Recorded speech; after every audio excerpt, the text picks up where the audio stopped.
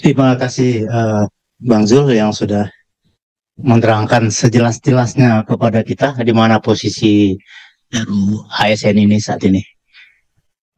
Pak Firman sebagai orang yang sebagai institusi yang meminta ke Komisi 2 ya untuk RUU ASN ini, kita silakan untuk mengajukan terangnya. Baik, terima kasih. Bismillahirrahmanirrahim. Assalamualaikum warahmatullahi wabarakatuh. Moderator yang saya hormati, Pak Jul selaku Wakil Ketua Komisi 2 yang saya hormati, sahabat-sahabat saya dari media, dan yang saya banggakan pertama-tama masih dalam suasana Lebaran, karena ini bulan Syawal. Saya pribadi menyampaikan selamat Idul Fitri, mohon maaf lahir dan batin kalau ada tutur kata yang salah selama setahun ini kita bergumul dan berdialog dengan teman-teman. Mudah-mudahan untuk tahun ke depan kita bisa mendapatkan hasil yang lebih baik lagi dalam kerjasamanya. Pertama, sebetulnya ini sudah selesai diskusi ini, karena Jul tadi sudah menyampaikan gamblang dan lebar.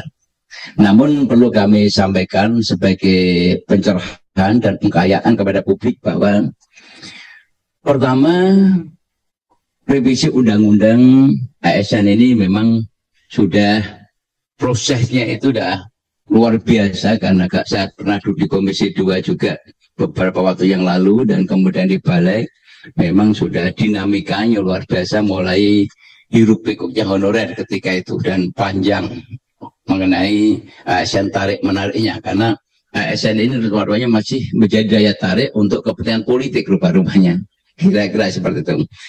Namun perlu kami sampaikan bahwa ketentuan-ketentuan yang diikuti dalam tata cara penyusunan undang-undang, bahwa revisi itu harus didasari daripada apakah undang-undang ini sudah masuk prolegnas atau belum.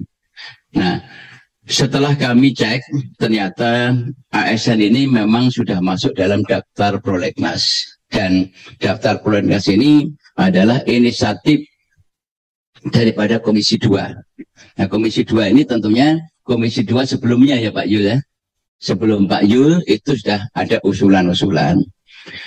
Namun ketentuan dalam undang-undang ini, dalam ketentuan usulan maupun revisi undang-undang, ada 4 hal penting yang harus menjadi pedoman kita yang diatur dalam Undang-Undang P3. Pertama adalah undang-undang ini harus ada pengusulnya.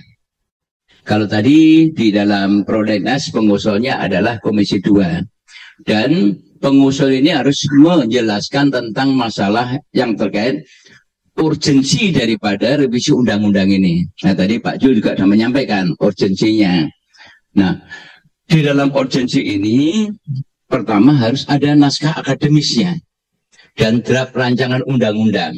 Kira-kira pasal apa saja yang akan direvisi, dan kemudian yang kedua adalah tidak bertentangan dengan Undang-Undang Dasar 1945. Itu prinsip. Nah, kalau tadi saya simak dari penjelasan Pak Jul, itu ada ketentuan juga bahwa pertanyaan Pak Jul tadi, apakah kalau direvisi seperti ini tidak bertentangan dengan undang-undang? Ini mesti harus ada klarifikasi pendapat daripada pakar. Saya sepakat untuk itu. Ini sebagai bentuk partisipasi publik supaya DPR ini jangan membuat satu produk undang-undang yang bertentangan dengan undang-undang. Ini penting. Terus kemudian ketentuan lainnya adalah sebuah undang-undang ketika akan direvisi harus dapat dilaksanakan. Ini. Oleh karena itu penting ini, jangan sampai kita buat undang-undang, ya, atau kemudian tidak dapat dilaksanakan karena bertentangan dengan undang-undang dasar. Ini yang berbahaya, ini yang harus ini. Nah, sedangkan sampai hari balik itu belum menerima baik draft rancangan undang-undang sendiri yang akan disampaikan dan termasuk naskah akademisnya. Dari itulah nanti kami hanya akan melakukan harmonisasi.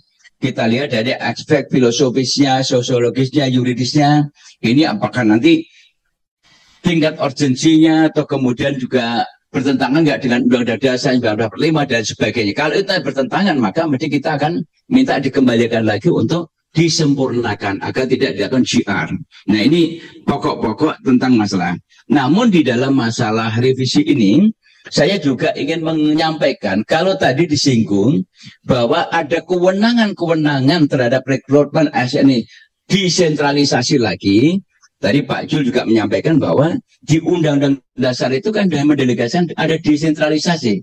Apakah ini tidak akan mengambilkan dan dia akan menganulir ketentuan yang ada di Undang-Undang Otonomi Daerah?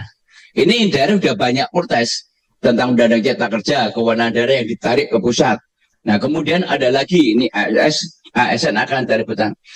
Yang saya pikirkan itu adalah kalau semuanya beban itu nanti dilimpahkan kepada presiden, apakah itu menjadi pemikiran kita?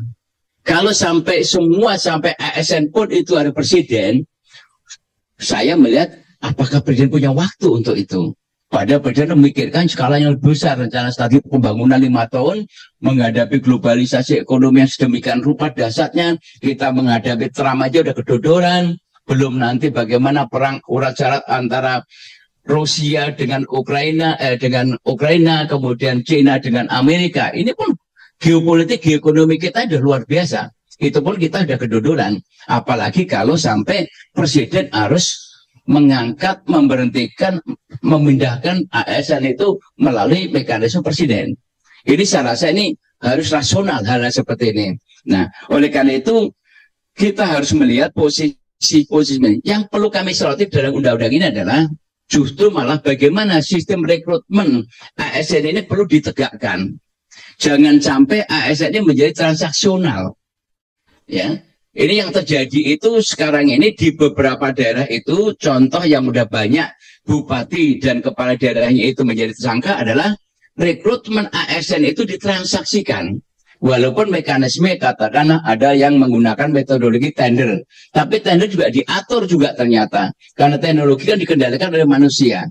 Nah, kemudian bagaimana alih jabatan ke instansi satu dengan yang lain juga di daerah tidak menjadi transaksional. Ini yang penting. Justru ini spirit semangat terhadap masa pemberantasan korupsi, bukan mengembalikan kewenangan itu ke pusat. Kalau ke pusat berarti ini akan kembali lagi kepada sentralisasi. Nah, kalau sentralisasi ini akan juga bertentangan dengan spirit semangat pada reformasi. Nah, ini yang juga harus menjadi pertimbangan-pertimbangan hukum.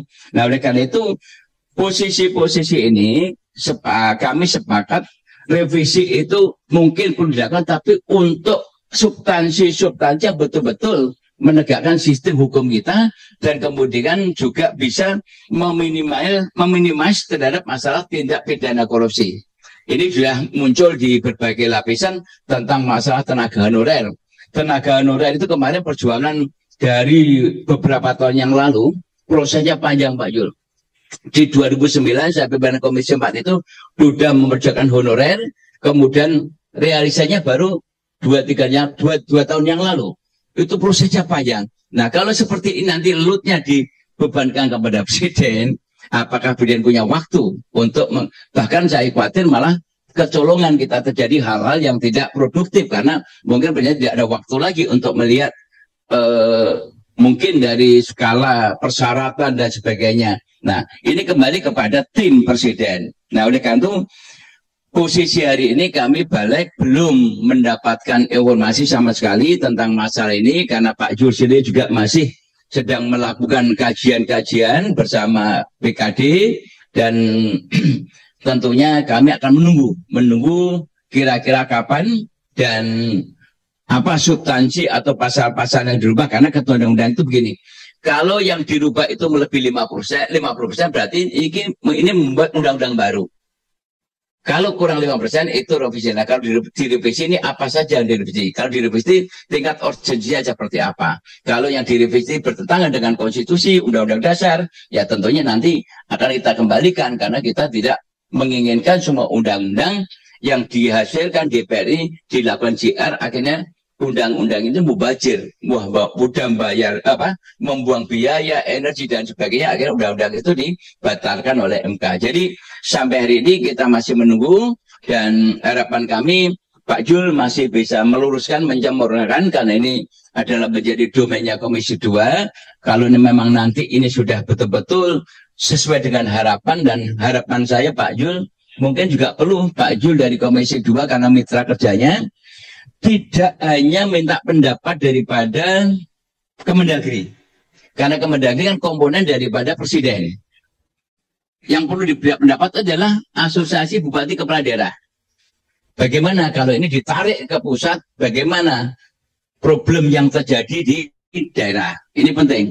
Ini bentuk daripada negara kesatuan Republik Indonesia tidak terdiri, itu terdiri daripada pemerintah provinsi, pemerintah kabupaten kota. Ini Pak Jul harus bisa mengundang mereka untuk diminta pendapat. Jangan sampai nanti daerah itu merasa merasa tidak dilibatkan. Nah, oleh karena itu nanti dari balik, kalau ini sudah masuk, kami juga akan mengadakan rujuk untuk sosialisasi ke daerah agar bisa mentelaah dan memberikan masukan untuk penyempurnaan daripada revisi undang-undang ini. Jadi ini supaya komprehensif, dan kemudian kalau diperlukan balik juga akan mengundang untuk para narasumber yang lebih berkompeten untuk memberikan masukan pendapat tentang revisi undang-undang dan tingkat urgensinya. Karena sampai sekarang ini kita belum bisa menilai tentang urgensinya karena belum tahu pasal-pasal mana yang akan dirubah. Tapi kalau saya dengar tadi, ini baru cuitan di luar, bahwa ini akan ditarik ke pusat semua kewenangan akan diserahkan kepada Presiden untuk mutasi jabatan, untuk pengangkatan. Ini saya khawatir kalau itu terjadi, load atau beban Presiden sebagai berat, dan yang saya khawatir nanti transaksionalnya itu malah berpindah dari daerah ke pusat. Ini yang saya khawatir. Jadi ini yang sementara dapat kami jelaskan. Kita semua harus bersabar menunggu. Namun diskusi ini tidak hanya sampai di sini. Bisa kita lanjutkan nanti kalau sudah ada materi yang bisa kita diskusikan lebih lanjut. Dan harapan kami diskusi ini kalau bisa nanti mengundang juga pakar-pakar yang berkompeten supaya itu menjadi masukan yang objektif. Demikian, terima kasih. Assalamualaikum warahmatullahi wabarakatuh.